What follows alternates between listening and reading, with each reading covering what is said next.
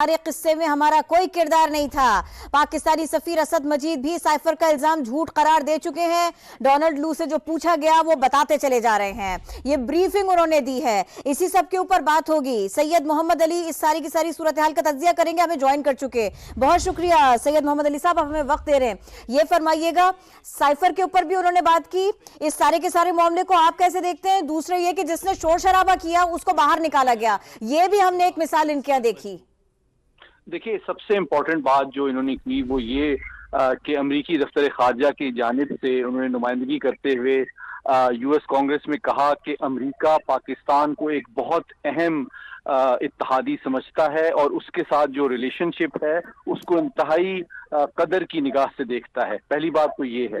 دوسری بات، جو پاکستان کے سیاسی معاملات ہیں اس کے حوالے سے تین باتیں بہت اہم ہیں۔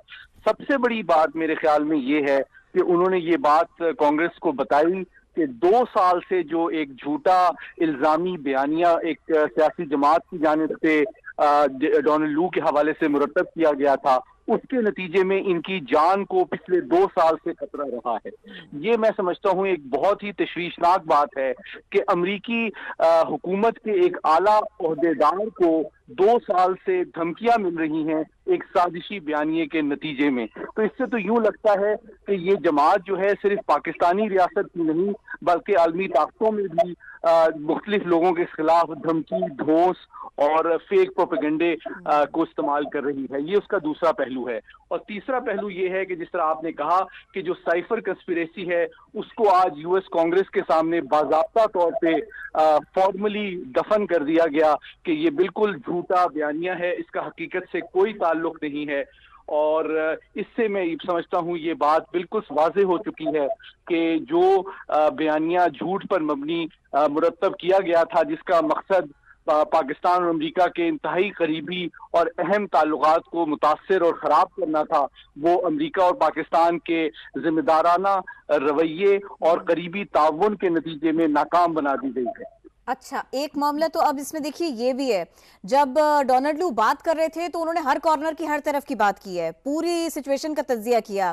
انہوں نے کہا کہ انتخابات کے عمل میں مداخلت پر تحقیقات ہونی چاہیے، بالکل ہونی چاہیے، لیکن ساتھ میں انہوں نے نمبرز بھی کوٹ کیے کہ کس طرح سے لوگ باہر نکلے اور انہوں نے ووٹنگ میں حصہ لیا۔ مطلب یہ دو طرف کی باتیں پاکستان کی ایک بہتر پکچر ہے کہ جہاں پر چیزیں امپروومنٹ کی طرف جاتی ہوئی دکھائی دیتی ہیں۔ آپ کو ایسا لگتا ہے؟ دیکھیں، میں سمجھتا ہوں 3 باتیں جو بہت اہم ہیں ہمارے ناظرین کو جاننا، وہ یہ ہے، جس طرح پہلے میں نے کہا کہ امریکہ پاکستان کو ایک اہم ترین نان نیٹو ایلائی سمجھتا ہے اور اس ریلیشن شپ کو بہت اہمیت دیتا ہے۔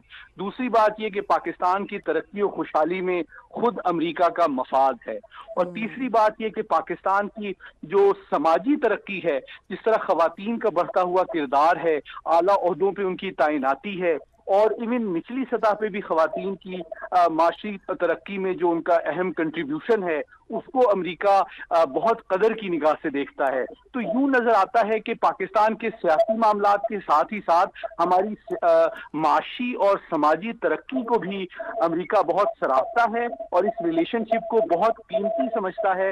اور جو غیر ذمہ دارانہ بیانیہ اور جھوٹا بیانیہ گھر کے اس ریلیشن شپ کو خراب کرنے کی کوشش کی گئی ہے، نہ صرف یہ کہ اس پوری سازش سے امریکہ واقف ہے، اس کو انہوں نے ریجیکٹ کیا ہے، اور بلکہ پاکستان اور امریکہ نے ایک انتہائی اہم ریلیشن شپ کو اس جھوٹے بیانیے کے زیر اثر نہ آنے دیا ہے، اور اس کو بالکل واضح، اور کانگریس جو کہ امریکہ کا سب سے اعلیٰ ایوان ہے اس میں باضابطہ طور پہ جھوٹا قرار دے دیا گیا۔